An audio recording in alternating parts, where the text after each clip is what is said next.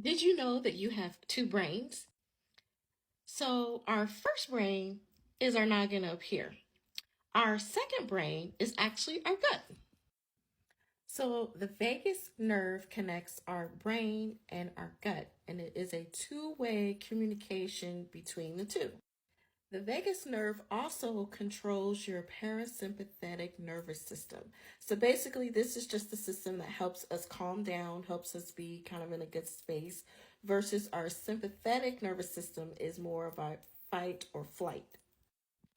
Studies have shown that our microbiome is directly connected to things like anxiety, depression, Alzheimer's, autism, epilepsy. So it's basically telling your brain what it really should be doing. Your gut is also connected to regulating your hormones. So, knowing this is important to our reproductive health because if you manage your gut and have a healthier gut, not a leaky gut, then you're effectively managing your mental health and you're managing your reproductive health all at the same time. So, eat better. So, let me know what you think in the comments.